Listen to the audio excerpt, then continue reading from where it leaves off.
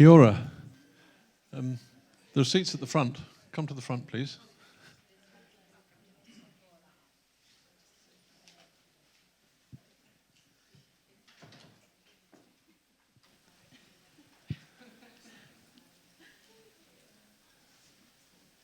Ngā mihi nui, kia koutou katoa.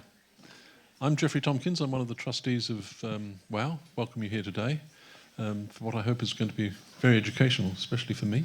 I don't know a lot about biodiversity on farms. David Norton is our speaker, but before we get going, I'd like to thank you all for... Sorry, come on in.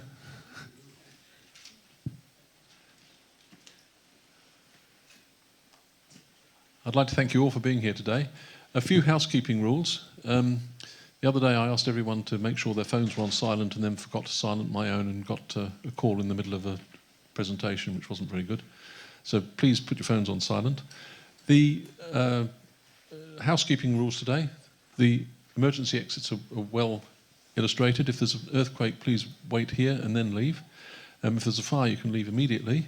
And we meet on the green on the other side of the river, and we'll try and make sure you're escorted there and we can account for everybody. The toilets are out the back, the other side of the entrance hall.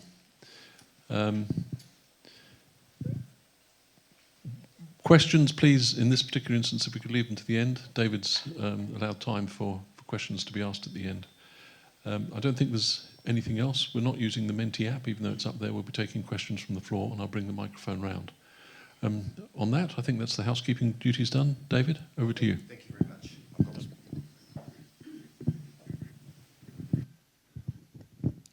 Oh, good morning, and thank you all for coming this morning. What I want to talk about is the importance of on-farm native biodiversity, both for addressing biodiversity issues, but also for addressing climate change. I'm going to go through, I've got 40-odd slides. Look, happy to take questions at the moment if you want to ask a question, or we can allow time at the end. I'm not going to speak for more than about 30, 40 minutes, so hopefully there's lots of time for discussion at the end. All of the photographs I'm going to show you today, I think, are all taken on farmland. I tried really hard not to insert any photographs off farmland because I really want to make the point that there is a lot of native biodiversity on farms across Aotearoa, New Zealand. So what I want to cover in this presentation, I put up there, I want to talk about what is on-farm biodiversity and how much is there. People often don't realise just how much native biodiversity occurs on farmland. Why is that biodiversity important both to farmers but also to society in general? What are some of the options for managing that biodiversity? How do we fund the work? How do we actually make it happen? Which is one of the biggest questions. I'm going to emphasise the role of catchment groups. I think they're fundamentally important, and then just briefly comment on some of my thoughts for the future of farming and biodiversity in New Zealand. I should probably say where the photographs are. So the first photograph that's on Banks Peninsula, looking down Kaituna Valley, across a range of sheep and beef farms there, and this is up at Awakino behind Kurau. I actually did a workshop there yesterday. That photograph was taken a bit earlier on. There was a bit less snow yesterday on Awakino Station. So, oops. Oh, sorry. Fuzzy. What's going on here? Sorry. It's gone crazy. Whoa, slow down. Right, so who am I? Just briefly, my background. I worked at the University of Canterbury for nearly 40 years. I retired from the university a couple of years ago, moved down and now live at Lake Hawea. I was employed, I actually worked in the School of Forestry, which I say of a little bit of trepidation, but I was employed at a time when we had a New Zealand Forest Service, so that does date me, and they're responsible for managing native forests as well as plantation forests, and my role as an ecologist was to give the students a good grounding in the ecology of native forests. I guess over the last 20 years, I have really evolved an interest, not in forestry, but in how we can look after biodiversity and farming systems. So it's a bit of a tangent from where I started, but I've worked around restoration, done a lot of work on threatened plants, and more recently thinking about how we can integrate biodiversity conservation into farm management. And I guess a couple of things that sort of highlight what I've done in recent years. With an Australian colleague, we produced a book called Nature and Farming about a decade ago, looking at where we were then in both Australia and New Zealand in terms of how we looked at native biodiversity on farms and how we could incorporate it into farming, and included a number of case studies from Australia and New Zealand in that. And then more recently, with a number of my colleagues, we published a paper around how we might achieve win-win outcomes for biodiversity in farming. And that really underpins my whole approach to biodiversity. To me, biodiversity in farming systems has to be about win-win outcomes. It's got to work for farming and it's got to work for biodiversity. And I guess the reason why I'm down here is because we love the mountains and tramping, and while I'm still working with farmers, quite actively trying to spend as much time as possible in the mountains as well. So. And if you're interested, some of you, I know, looking around the audience here, already follow me on Instagram, but I put a lot of stuff about this sort of things on Instagram if you're interested at all. So I want to start off with the gloomy stuff, and I've talked about this before in this room, the impact of climate change and how it's affecting our environment. And I think, we do have to start there, because to me it is the key single biggest threat we're all facing today. Greenhouse gas emissions, global temperature increases. That was the June, July, August temperature anomalies globally from this year, showing almost all the world was above average. And of course, we are getting the consequences of that. So the top photograph was the floods in Nelson last year. And then that's a photograph I took earlier this year up in Tairāwhiti, looking at the impacts of Cyclone Gabrielle, fences that are half buried. In fact, we saw fences that were fully buried by sediment that's come down as a result of that. So, climate change is becoming a very real issue, and it's something that I think we are still sticking our heads in the sand around in Aotearoa in terms of political action on it. But I want to talk today about how I think farmers can contribute towards managing some of the impacts of climate change. And then, of course, the other major issue we're facing, there's a whole potpourri of photographs there, are the impacts of us on biodiversity, whether it's globally with tropical deforestation, bleached coral reefs, and then, of course, in Aotearoa, the impacts of habitat loss. I love that photograph because it really does tell the story, the top right there. This is on Banks Peninsula. The forest has been burnt. In some places, they did take the timber off, and other places, they just burnt it. And if you look closely at those guys, it's a bit hard to see in a small image like that. They've got bags over their shoulders, and in those bags are cocksfoot seeds. So they're going around after the fires, sowing the cocksfoot to put the pastures across that landscape. And of course, there's a couple of small remnants of forest in the background. But of course, the impact of invasive species, whether it's that kiwi there, Okarito brown kiwi, that's been killed by a stoat, our freshwater fish are being impacted by trout, the impact of invasive plants, wild conifers, Chilean glory vine, just photographed not very far from here in Wānaka, invading native vegetation. So all of these impacts are going on, and we all are familiar with the number of threatened species in Aotearoa. But I guess the point I want to make is that we can't look at one crisis, biodiversity crisis, and climate change crisis in isolation from the other. We can't address the biodiversity crisis unless we address the climate change crisis, and I think biodiversity is really important for addressing the climate change crisis. So they're both closely interrelated. And I think farmers can play a really important role in helping in how we address both of these crises, and that's really the focus of my presentation.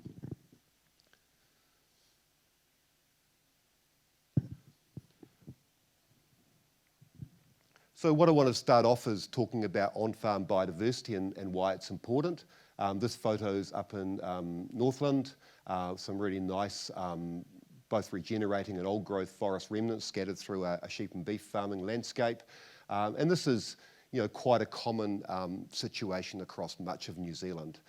Forest patches, single trees, groups of trees, more continuous forest in the background there, within an environment that's being used for farming. So pastoral farming in New Zealand makes up about half of the land area. So about half of the New Zealand land area is used for pastoral farming. And the majority of that is sheep and beef farms. And so we did some work a few years ago for Beef and Lamb New Zealand, just trying to get a handle on how much native biodiversity occurs on sheep and beef farms. And we showed that of the 11.5 million hectares of native vegetation that occurs in New Zealand today, 62% is on public conservation land, 25% is on sheep and beef farms, and the rest is on other land types, plantation forests, dairy farms, and so forth. But the point to make here is, and this is up Luggett Creek, some of you might recognise it, everything on the right of the creek is on Criffle Station, and that's a sheep and beef farm, and that's really, really important biodiversity. In fact, this is, in my mind, Luggett Creek is probably one of our real biodiversity hotspots in this part of the world. And the left-hand side is reserve, came out of the Lake Mackay tenure review, but the right-hand side is all Criffle Station, and I think we've got some tremendous opportunities there to both look after and enhance Silver Beach. So there's a Silver Beach remnant in the bottom here, and all this thinbark totara forest further up, and I think that's a really exciting project in the making at the moment. So let's look at that 25% of New Zealand that is under native vegetation on sheep and beef farms. About half of that is in the South Island high country, not surprisingly. Extensive tussock grasslands, this is the Hawkton Range, Otamatata Station. But you can see on these maps here, these are 5 kilometre grid squares and showing the amount of native vegetation on sheep and beef farms across New Zealand. And so all of the grey colour is not sheep and beef farms, so public conservation land, arable, dairy and the like up here. But you can see there's a large amount of dark red showing a lot of the grid squares are filled with native vegetation in that South Island high country, and that's tussock grassland. And probably everyone here is fairly familiar with that. Lots of examples around here. So that's certainly one part of it. But I'm actually more interested in the forest component, because if we remember that New Zealand historically was a forested country, something like 82% of the New Zealand land area was covered in forest before people arrived here. And so one of the multiple maps you can find online that show that extent of forest cover. Basically all of the North Island was green, forested, and the bulk of the South Island. There is some debate about Central Otago, Molesworth, but the bulk of the South Island was forested as well. So what we did in the analysis, we then went on and looked at, well, how much woody vegetation, forest vegetation is sitting on sheep and beef farms. And we included Wānaka and Kānaka in that. We obviously included mature native forest, like in this example here, and another category is called broadleaf indigenous hardwoods. We didn't include Matagari, which is not necessarily going to develop into mature forest. So we showed that there is about 1.4 million hectares of native woody vegetation on sheep and beef farms, and that's roughly 17% of all of the native woody vegetation remaining in New Zealand. So that's mature forest and regenerating forest. And so this is a map on the left here of woody vegetation, quite obviously on public conservation land. It's a map of our national parks and the like. But this is native woody vegetation on sheep and beef farms. And the 2 points I want to make with this picture is that obviously there's less of it, there's a lot more on public conservation land, but most of it is in those parts of New Zealand where there isn't any public conservation land. So we're seeing it in areas where there's very little public conservation land. So places like the coastal areas of Southland, Otago, North Canterbury, Wairarapa, up into Tairāwhiti, up through the King Country. It's a bit hard to see, but there's an awful lot in Northland as well, because of course a lot of the remnants on private land are very small. So as a proportion of a 5 kilometre square grid cell, they don't come up as being particularly dark in that colour coding there. But it's there and it's widespread. And it comprises, as I said, old growth forest remnants. This is a podocarp broadleaf remnant in Northland, and there's a lot of that scattered across sheep and beef farms, and of course a lot of regenerating forest, Kānaka up in northern Hawke's Bay and the Wairoa area. And so both of those types are well represented across sheep and beef farms. And as I said before, and this is some data from Tairāwhiti, I think the East Cape area is a really good example of a lot of the opportunities and challenges that New Zealand is facing as we're moving forwards. But each of the numbers from the top to the bottom, D3, D4, D1 down to A7, are different ecosystem types, for want of another word, and shows how much remains. So D3 would have occupied over 300,000 hectares of Tairāwhiti, 17% still remains. D4 occupied about 180,000 hectares, 58% remains, and so on. The left-hand column shows, of that remaining forest, where does it occur? The red or orangey red colour is sheep and beef farms. The blue colour is other land, and a lot of that will be Māori land that isn't classified as sheep and beef, and then the green colour is public conservation land. And the point I wanted to make there is a lot of the remaining native woody vegetation is on sheep and beef farms. Some of these types, like P7 and H2, they're very rare types, they're upland, high elevation forest types. They're mainly on public conservation land. D4, about half is on public conservation land, but the rest of them, the most common land tenure is sheep and beef farms. So if we're to look after our biodiversity, sheep and beef farms, this is a Kaikatea forest remnant here in Tairāwhiti, we're going to have to do it on sheep and beef farms, or on farming systems generally. So how does it look on a farm? This is some work, we've done this on a number of farms across the country, but I'll use this example here. This is actually up on the Kaipara in Northland, but this shows the distribution of native vegetation. I've only mapped the native vegetation here, and so the darker green, actually it comes up as a dark green over there, but it's a light green on the map, regenerating native forests, so tōtara, that's regenerating from previous clearance. The yellow colour is the remnant of native forest, so these are often cut over, but they're remnant forests, so they've always been forest. And then the pinky colour are what we call diffuse native, so they scattered pururi or scattered tōtara through paddocks. And you can see that something like about 20% of that farm is under native woody vegetation, including some quite sizable blocks of intact native vegetation. And that's a photograph actually is looking down into this area above my finger there, looking into that area of regen, and then there's a remnant towards the bottom with the cows in the front. So very sizable blocks of forest as well as the more diffuse stuff, and offers real potential for be able to get good biodiversity outcomes if we manage it properly, but also can contribute towards climate change outcomes, which I'll come back to in a minute. So one of the questions is, why is there so much native woody vegetation on sheep and beef farms? And there are a range of reasons for that. Of course, a lot of sheep and beef farms are hilly, more remote, so just because of the topography, because of where they are, they haven't been as impacted. You go on the Canterbury Plains or the Manawatu lowlands or the Waikato, you've got flat, easy country, everything's been virtually cleared, whereas in this more rugged hill country, there is more opportunities for forest to survive. It doesn't get burnt, doesn't get logged because of where it is. I think this is in the Wairoa area, Northern Hawke's Bay. I think the second reason is that livestock grazing is extensive. So because livestock grazing is extensive, we don't have as much impact on the environment. You can't crop this sort of countryside. It's just, less, it's less intensively managed. But also, and I think often not recognised, the farmers place a lot of value on this stuff. And I've talked to many farmers who said, yeah, granddad or grandma left that bit of bush there, and we thought it was important, and we're always going to leave it there. And so there is also that value that is placed on retaining native vegetation. So that's a bit about what's there. What I want to talk about now is, why is it important? Why is it important to farmers, and why is it important to society? This is up in the King Country, just in from Taumarunui. You can't really see it, but that's Ruapehu in the background there. This is tōtara, quite an amazing farm, this one here, with a lot of tōtara scattered across, and other species as well. But I want to go through and give you 3 reasons why I think it's important for farmers, because they have it. They're important custodians.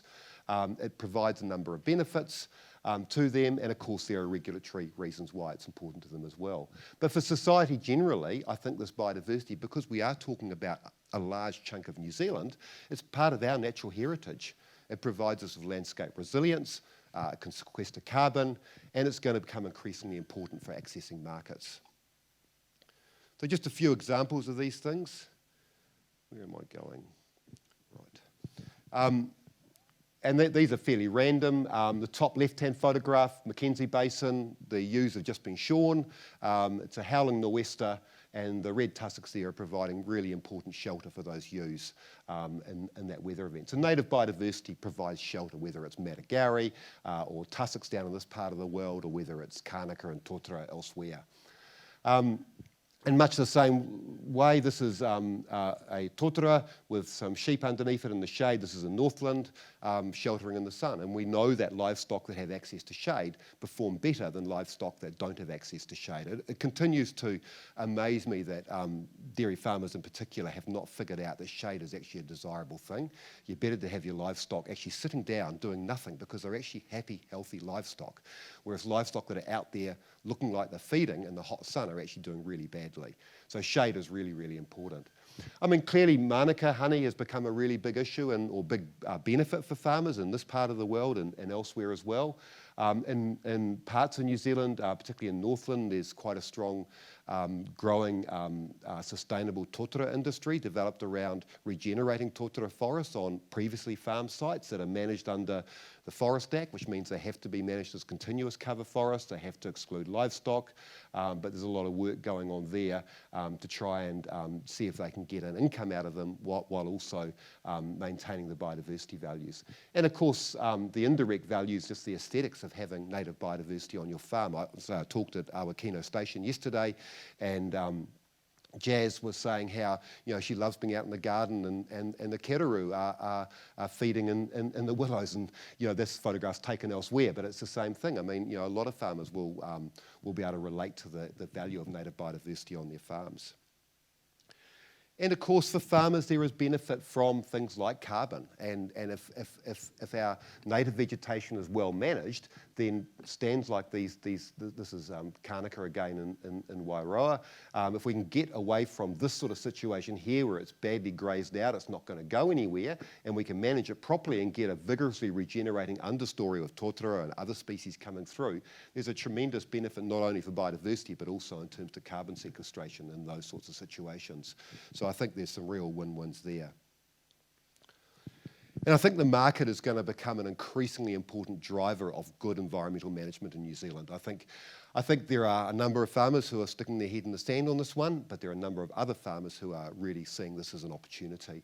And I think it's only going to become more and more important. And it's interesting that the EU is certainly cracking down on claims around carbon offsetting, and most carbon offsetting is greenwashing in my view.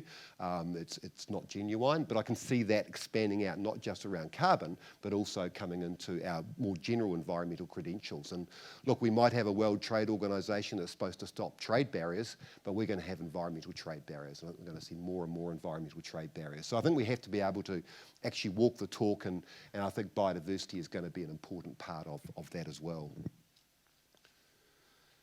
And farmers are also facing regulatory pressures. I don't want to dwell on it very much, but I mean the National Policy Statement came out back in July, and this is Banks Peninsula, Finbark tōtara stand on a farm there. But I mean, farmers are now being increasingly asked to look after these areas from a regulatory perspective, and that will also put pressures on farmers.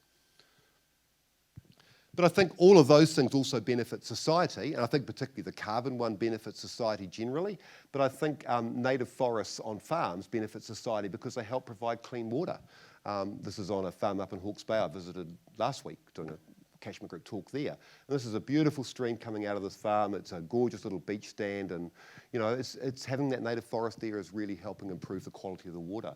Clearly the impacts of Cyclone Gabrielle up in the top there from pine slash, if we can replace short-lived rotational harvested stands with permanent long-lived native forests, we're not going to get those issues. And for society generally, just the aesthetic values associated with native forests are huge. So I think all of those benefits, both for farmers but for society, come from that biodiversity on farmland. I could put up multiple more photographs.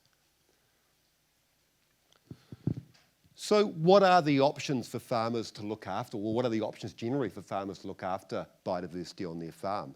In Banks Peninsula, this is covenanted now, this bit of forest here. It's a beautiful stand of Finbark tōtara, amazing regeneration coming up the slope here, and the farmer has now put a fence around that and is no longer grazing it and doing pig control and predator control with the aim of really enhancing it. It's a beautiful remnant. So what are some of the things we can do? The most obvious thing is fencing, keeping livestock out. Our forests evolved, and as did our wetlands. They evolved without ungulates, without grazing herbivores. Yes, some of our birds were herbivores, but they graze in a different way to how ungulates graze. So if we can keep sheep, cattle, deer out of our forest remnants, they will definitely do better. And I think most people here will have seen a grazed out forest understory. It's pretty obvious. So this is a QE2 covenant up in Northland. But it's just an example of a fenced-off area that is being managed for its biodiversity values. It was interesting being up in Hawke's Bay last week or week before, whenever it was, and they're actually having to put deer fences around QE2 covenants up there now because deer are at such high levels in the larger landscape that even though the farmer can control deer on their farm, they just can't stop the deer coming through from pine plantations and from natives and from others in the larger landscape. So a lot of people are now going to deer fencing to protect these really valuable areas. I'll come back to that again in a minute. I think covenanting is important. I don't believe covenanting is the only answer. I think it's part of what we need to do to look after biodiversity. This is a beautiful wetland up in the Coleridge area on a farm there which they've covenanted and are really looking after it, and it's in excellent condition. It's right in the very head of the Selwyn River, so it's like the lungs for the Selwyn River before it gets buggered further down. But it's a beautiful wetland and it's part of a QE2 covenant. And this is the same one on Banks Peninsula I showed you before. This is the fence they've just put in, or when I took the photograph, it had just gone in to keep the livestock out of that area as well. I think extensive grazing is an important part of biodiversity management. So this is more of a South Island high country issue, but running, this is Glenmore Station down in the basin, so there's sheep across on the ridge there.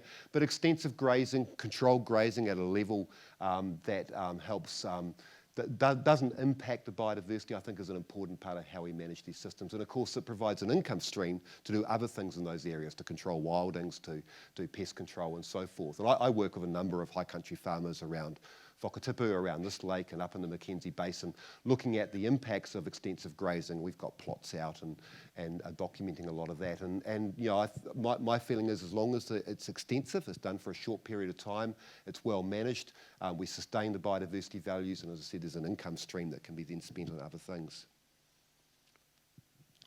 Pest control, can't talk here without mentioning pest control. Clearly it's an important part of the biodiversity story.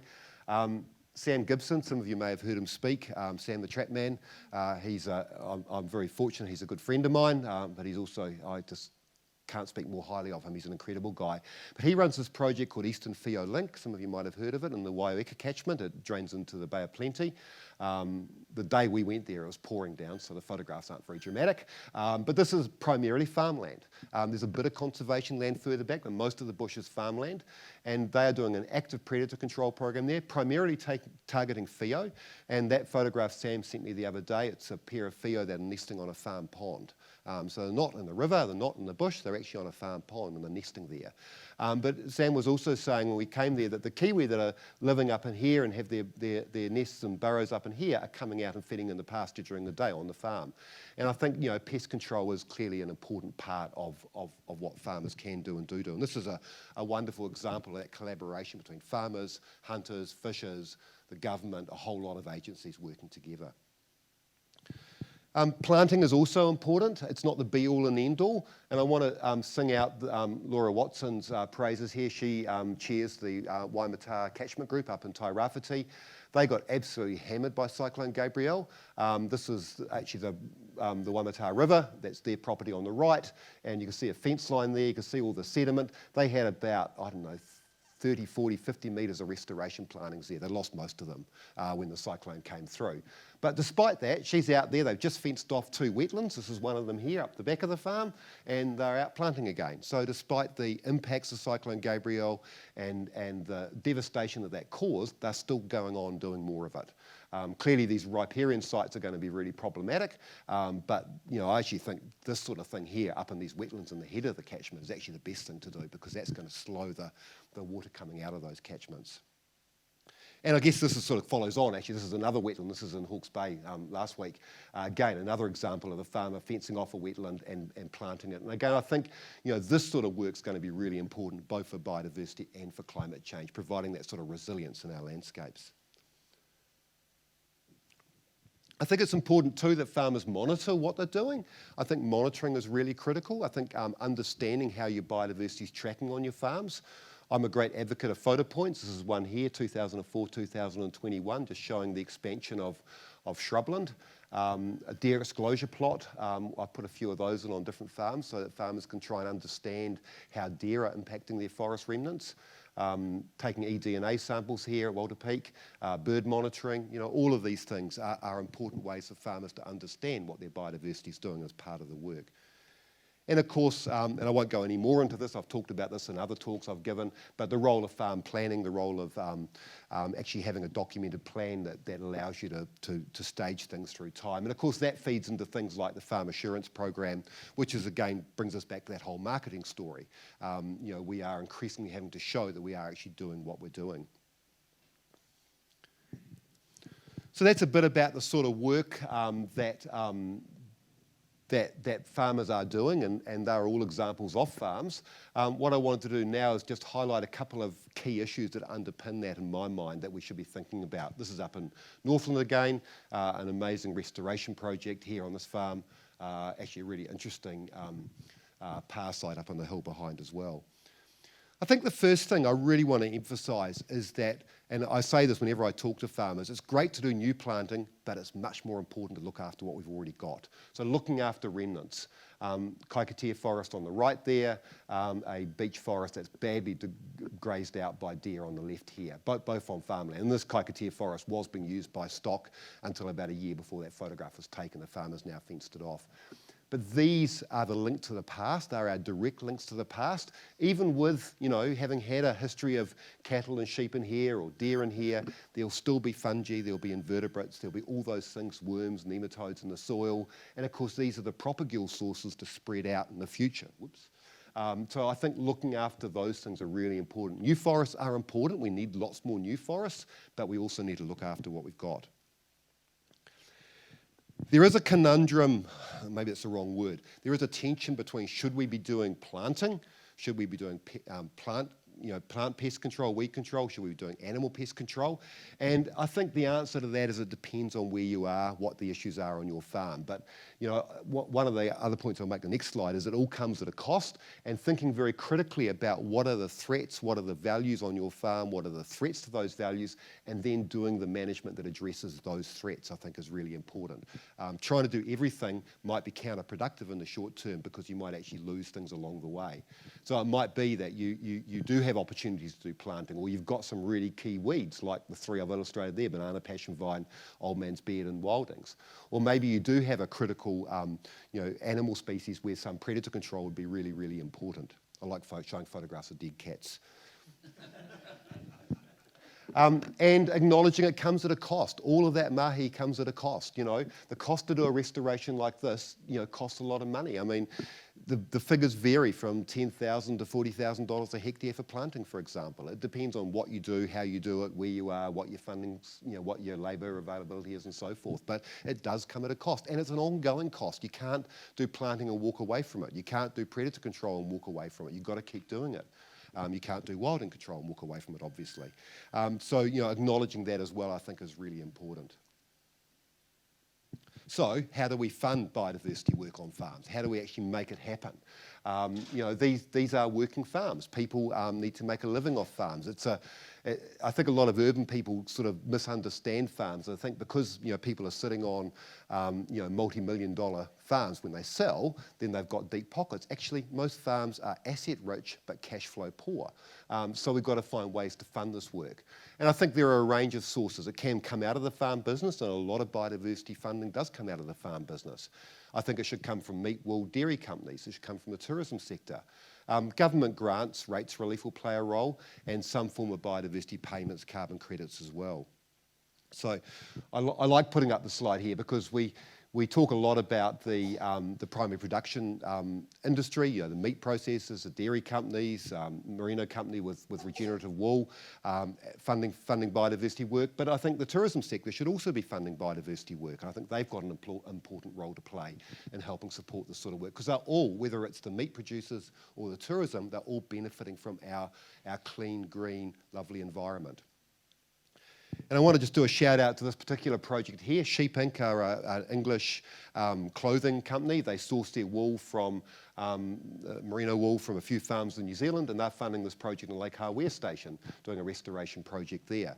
And so they're directly funding that. They just see it as part of their story is to support this sort of work. And they're funding projects on three farms in the South Island. So I think there's lots of opportunity there, and I think there's a lot of discussion now underway around these opportunities.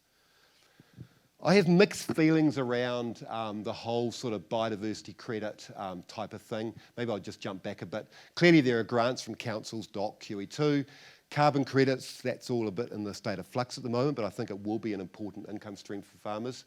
But I think the idea of biodiversity credits, biodiversity payment systems is starting to get quite a bit of traction. I have mixed feelings about calling them biodiversity credits. A carbon credit's really obvious because there's a carbon credit and there's a carbon deficit. The deficit is, or the debit is, emissions. Biodiversity credits, so where's the debit? I don't want to see a biodiversity debit. So maybe we should be calling them biodiversity payments. But I'm not quite sure how a market will work around biodiversity payments. I'd rather see the companies, the tourism sector, I don't know whether they should be taxed to help support this or whether they should be doing it themselves, but to me that could be a better way to go. I have some concerns around that. I realise I have talked about this before. I'm not sure if people in this audience have heard me talk about this before or not, but a project called Recloaking Papatua Nuku.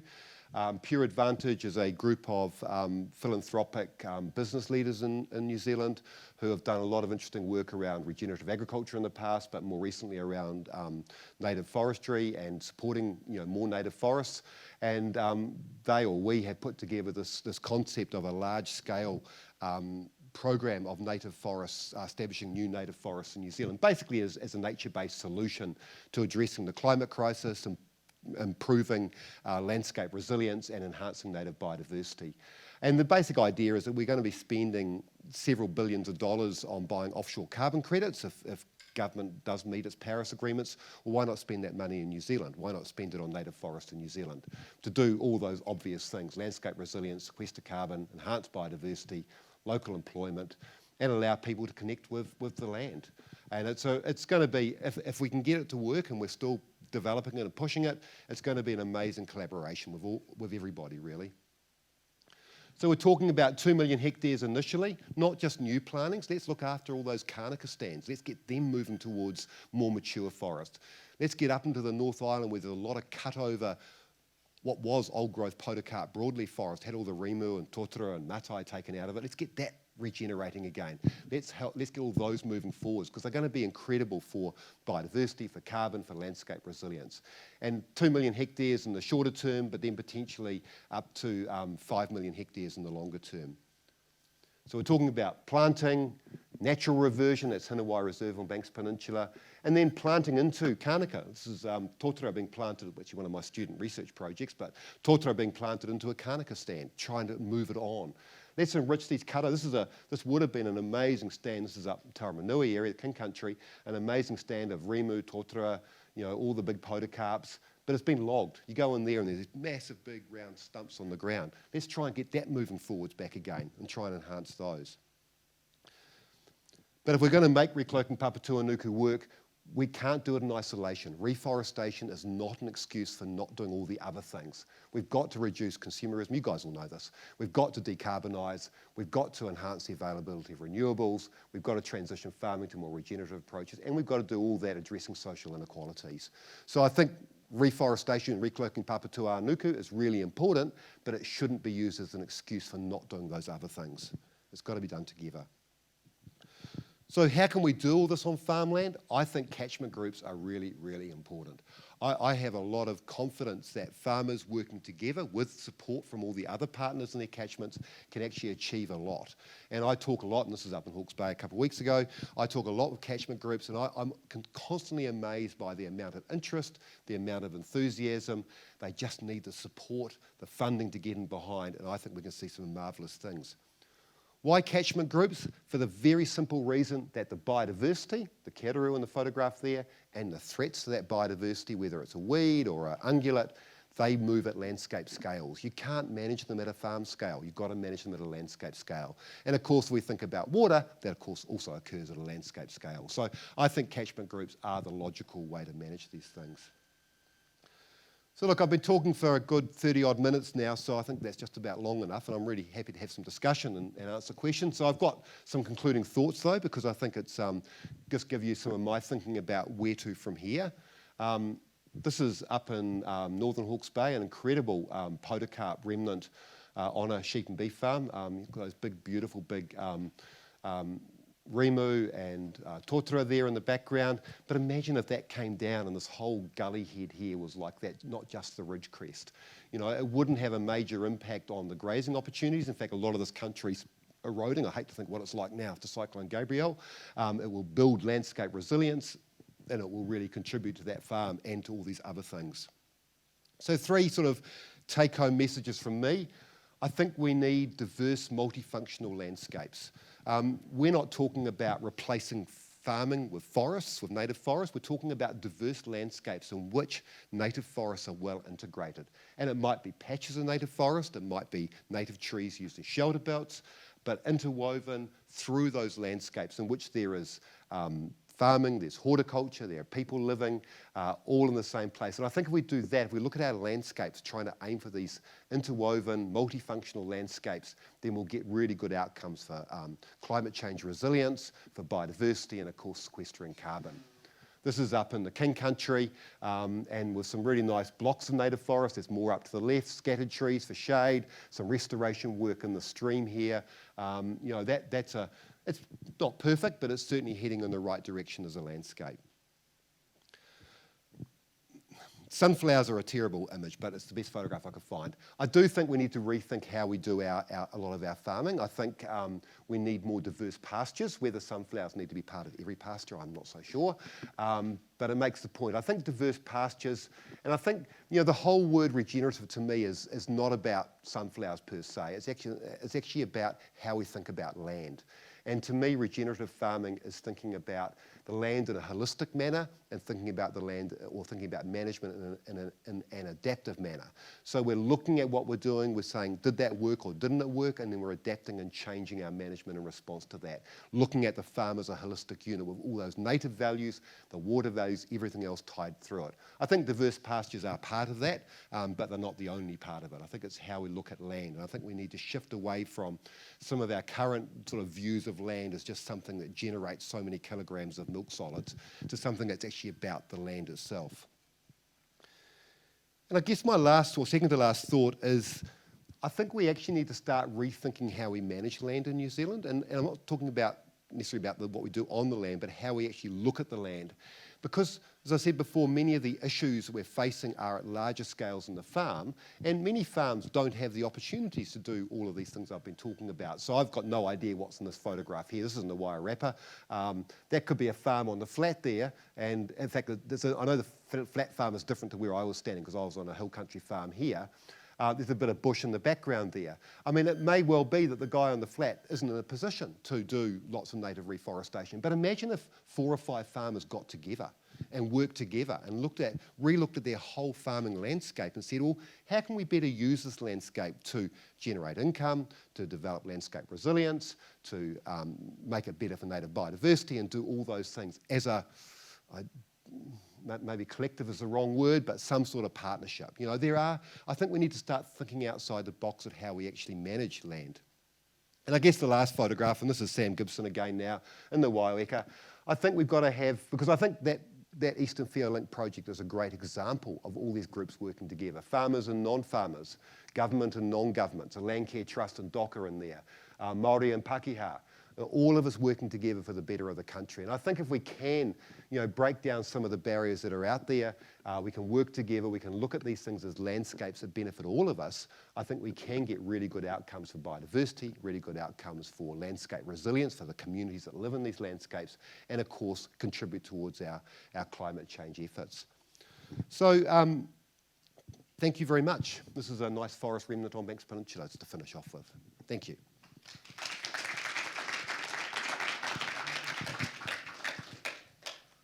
So happy to answer any questions. There's one down the front here. Oh, no. Right. So you were talking... Sorry. Recording this a bit. Oh, better be careful what I say. So you were talking about 4 or 5 farmers getting together and taking a landscape-wide approach across 4 or 5 farms. What do you think about the idea of getting all the farmers in a whole watershed together and maybe forming a cooperative company that does regenerative farming with the multi-species pasture mixes and the diverse microbial microbiome, fixing up the problem of loss of soil carbon structure, planting all the native forests and corridors, mainly on the steep lands and in the gullies that are all connected, and in that way overcoming the problem of river pollution. And then you start fixing up places like the Hauraki Gulf, if you did it in the watershed of the Thames, for example, the Firth of Thames. And then you fix up the problem with the snapper not having any food, and the Hauraki Gulf becoming anaerobic. And then you fix up a whole ecosystem, all the connected ecosystems. Yep. No, look, I couldn't agree more. I mean, I think, I don't know, it's thinking well out there, but I do think we've got to relook at how we use our landscapes. And it sounds very socialist talking about, cooperatives or collaboratives or whatever, but maybe that's where we have to go in the future. I agree, yeah, totally. So it was Anne down there, was it? Yeah. Yeah, hi David. Over the last 6 months I've been involved with district plan review stuff, and I'm very aware of the resistance to identifying SNAs on farmland. What do you, to the point where we have a prominent Otago person promoting shoot, shovel and bury, which is basically destroy your natural values before someone finds out about them. What do you think is the core reason why there's such resistance to anyone but the farmer knowing about the values on their land, and why there's a view that those values are someone else's values and not the farmer's? Yeah. This person calls them OPVs, other people's values, and how they are impacting on farms and why it's such a problem. What do you think is the core reason why landowners, despite all the wonderful things you've shown us today, there's a tremendous misfit between what you've shown us and the enthusiasm of a lot of farmers, but at the same time you have farmers who don't want to know about their values, let alone anyone else know about them, in case of something I'm not sure what they're so afraid of. Perhaps you could enlighten me with your experience and what's the solution? Are we doing things wrong? It's a really good question, Anne, and I often get accused of only working with the good farmers, which is true. I mean, obviously I work with the farmers that invite me onto their farms, and I know there's a lot of fear out there, and I don't know.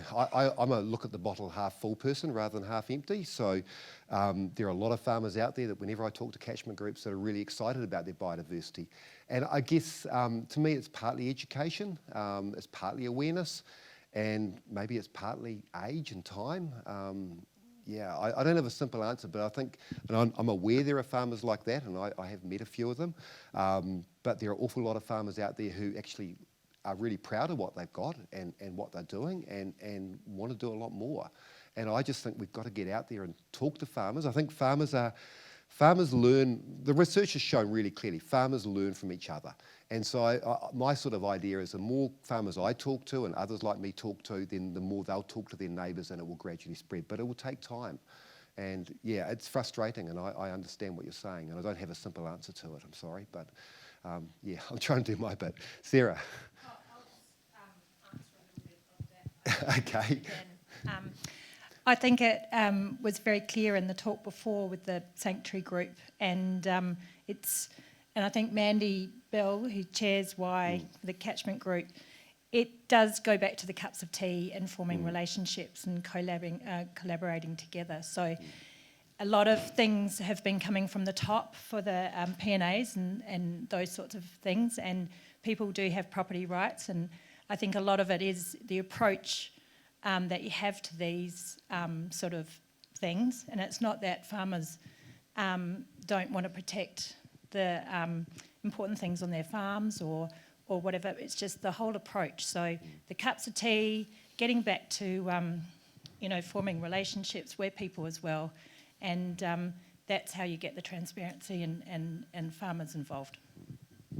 And I think, I don't know if any of you have heard of a guy called Brian Malloy. He's dead now, sadly, but he was a QE2 rep for a long time in the high country, and Brian was a real mentor for me. And Brian used to say very much was sitting around the kitchen table talking was far more important than going out onto the farm to form those relationships. So you're spot on, Sarah, yeah.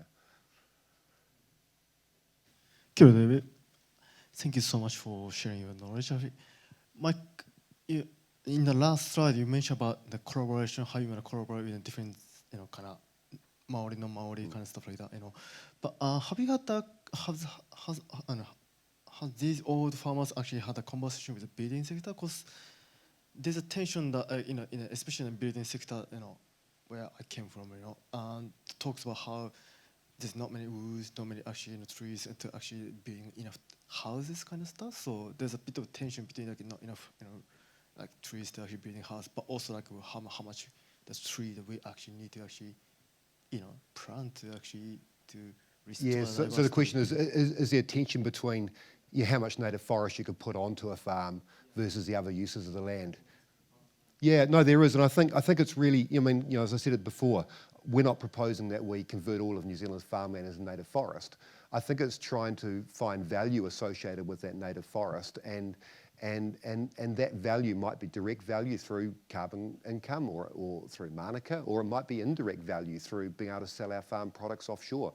I'm a great believer in we need to move away from commodities to value-added products, and I think one of the real opportunities for New Zealand is to really focus a lot more on adding value to our products rather than just trying to sell more and more of the same, which has been our history, of course.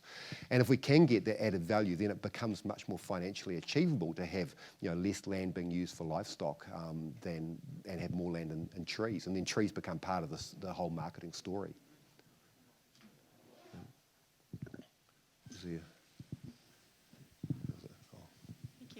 Kia ora, David. Thank you so much for that presentation. I learned a lot.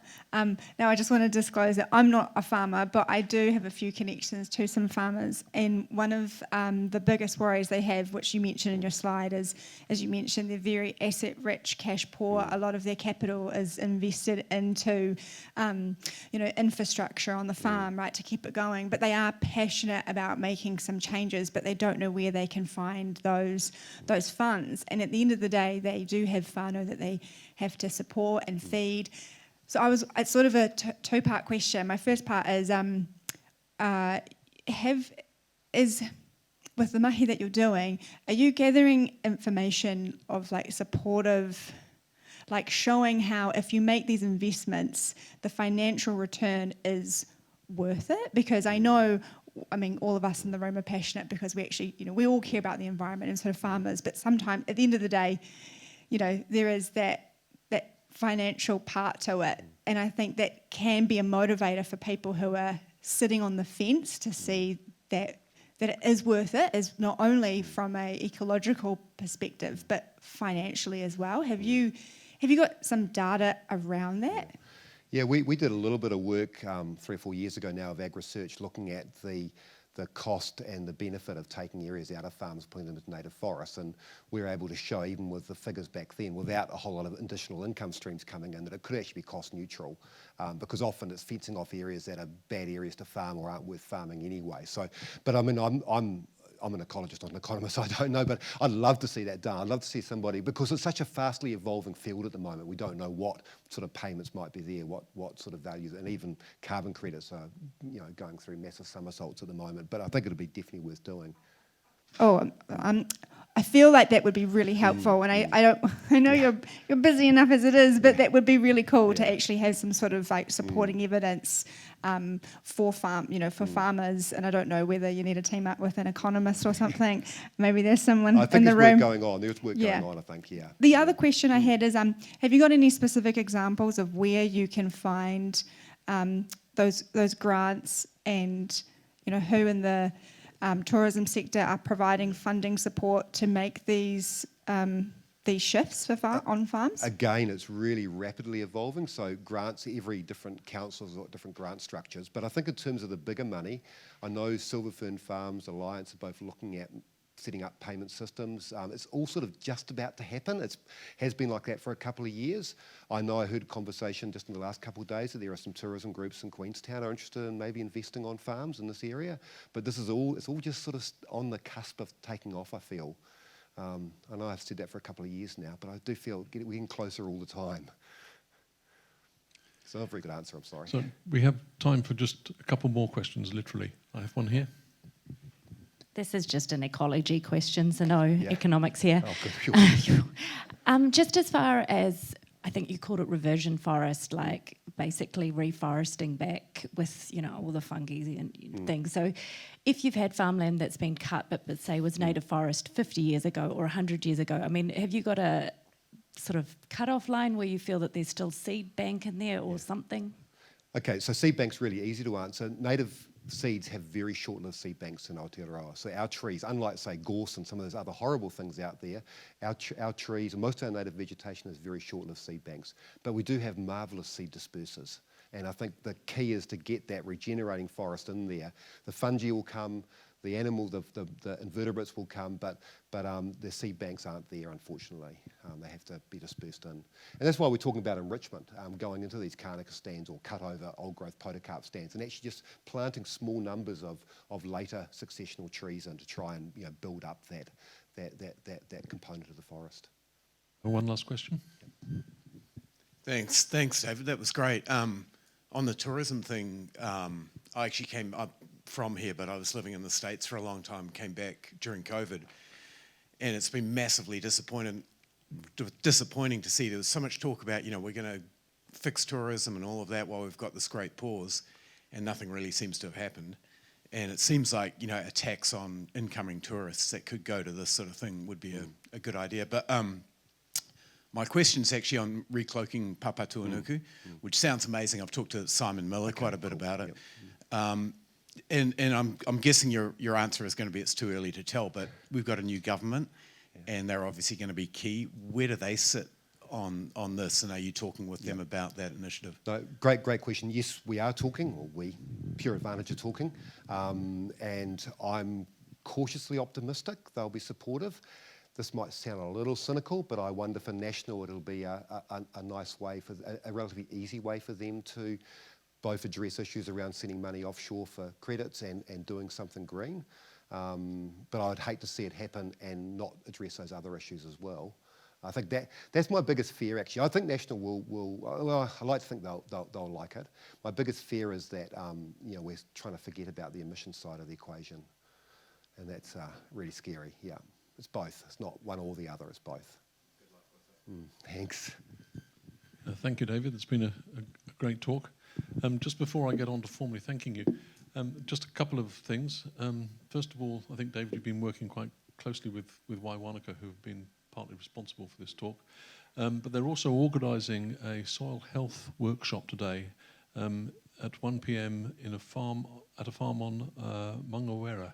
It's a great follow-on from David's talk, and it's with Sam Lang from Quorum Sense and Nick Collins from AgriSea. If anyone's interested in that, could you please let yourself know to why, and they can direct you out there. David, that was a great talk. What impressed me too was the coverage. You've been everywhere. I mean, pictures from every bit of landscape I can recognise in New Zealand and a few more besides.